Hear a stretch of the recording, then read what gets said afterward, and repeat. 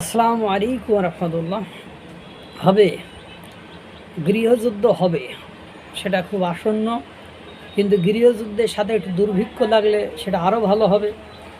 যে পরিমাণ বাংলাদেশে এফডিআই কমে গিয়েছে, বিনিয়োগ কমে গিয়েছে, সব কিছু অর্থনৈতিক সকল সেক্টর ভঙ্গুর। ইতিমধ্যে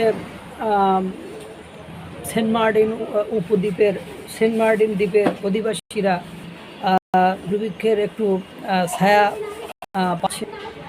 আপনারা জানেন শাহবাগে নার্সিংয়ের ওরা গ্রাজুয়েট ডিগ্রিধারী মানে বিএ ডিগ্রির সমমর্যাদা পাওয়ার বা ডিগ্রির মর্যাদা পাওয়ার জন্য আন্দোলনে নেমেছে।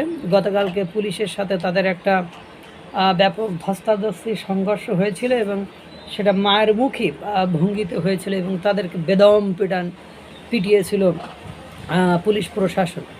তারপরেও তাদেরকে সরাতে পারেনি। এক পর্যায়ে যে পুলিশরা নীরব নিস্তব্ধ হয়ে গিয়েছে। আজকেও সারাদিন তারা শাহবাগ ব্লকেড করে আছে। পুলিশ প্রশাসন শান্ত, তারা সারাদিনই তাদেরকে কিছু বলেনি। এক পর্যায়ে যে সাধারণ জনগণ অর্থাৎ রাস্তাঘাটে চলাচলকারী পথচারীদের সাথে তাদের ব্যাপক সংঘর্ষ হয়েছে। তারা পথচারী যারা আছে তারা সেই ব্যারিকেড ভাঙার চেষ্টা করেছে। সেখানে আন্দোলনকারী নার্সিংয়ের ওই ছাত্রছাত্রীদের সাথে এদের একটা বাগবিতণ্ডা হাতাহাতি পর্যন্ত হয়ে গিয়েছে এবং কথা কাটাকাটি তো চলছে। এখন কথা হলো, যারা দাবি নিয়ে যায় তারা ভেবেচিন্তে যায় এবং তারা যৌক্তিক দাবি নিয়েই যায়। এই যে আওয়ামী লীগ নিষিদ্ধের সময় যমুনা ভবন, অতিথিশালা এবং শাহবাগের যে কর্মকাণ্ডে এনসিপি সহ ইসলামী সংগঠনগুলো করে তাদের দাবি আদায় করে নিয়ে এলো 3 দিনের মাথায়, তাই পদাঙ্ক অনুসরণ করে জগন্নাথ ইউনিভার্সিটির ছাত্রছাত্রীরা যমুনা এবং নার্সিংয়ের ছাত্রছাত্রীরা এসে শাহবাগ ব্লকেড করে দিয়েছেন নেও ঠেলা।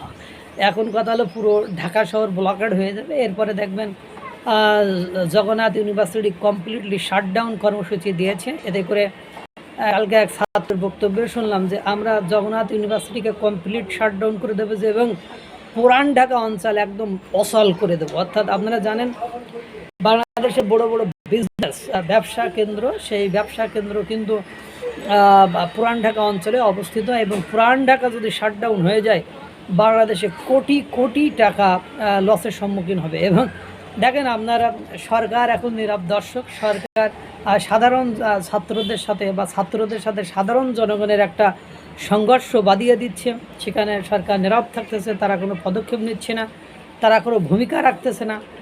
তো এটাকেই হয়তো বা গৃহযুদ্ধ বলে, যে নিজেরা মারামারি কোন মর, আমরা তোদেরকে ট্যাকেল দিতে পারছি না। সাধু এখন সন্ন্যাসী হওয়া ছাড়া আমাদের ক্ষমতায় থেকে সাধু সন্ন্যাসী হয়ে ক্ষমতায় থাকা ছাড়া আর কোনো উপায় আমরা দেখছি না। আল্লাহ তাআলা সকলকে ভালো রাখুক, সুস্থ রাখুক। আসসালামু আলাইকুম রহমতুল্লাহ।